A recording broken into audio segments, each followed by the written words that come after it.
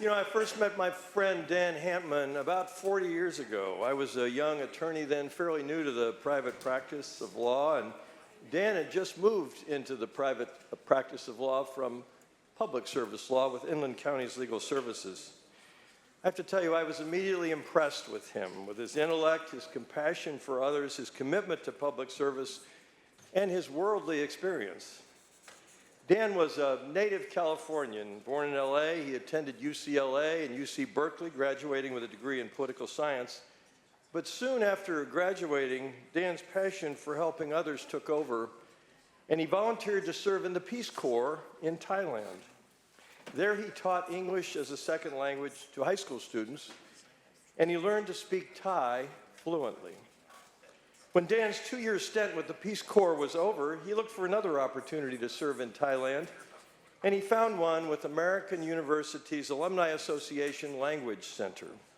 By the end of his second tour, 6 years later, Dan had established 11 language centers throughout Thailand, all teaching English as a second language.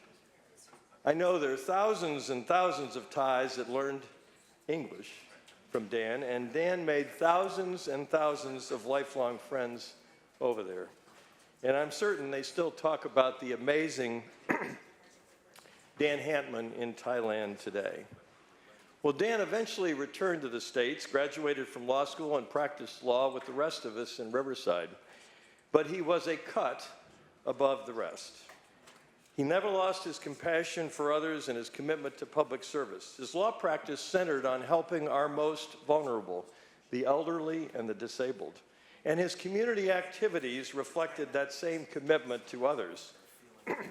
From the time he spent as the president of our local bar association improving the delivery of legal services to our most disadvantaged communities, to his work with our Chamber of Commerce improving those very same communities, Dan never seemed to stop, and we were all better for it.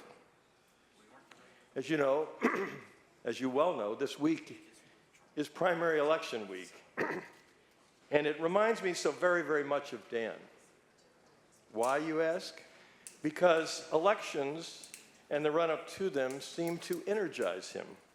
At one point several years ago, he ran for election as a candidate for Congress. He didn't win, but that did not then diminish Dan's enthusiasm for the process. During the run-up to every single election, including some of mine, you would find Dan standing on the corner of Central Avenue and Canyon Crest Drive, a rather prominent street corner in Riverside, wearing his trademark big sombrero and waving his favorite candidate's yard sign. Fortunately for me, sometimes it was one of mine. Well, Dan wasn't on that street corner for the primary this year. Sadly, he passed away on February 14.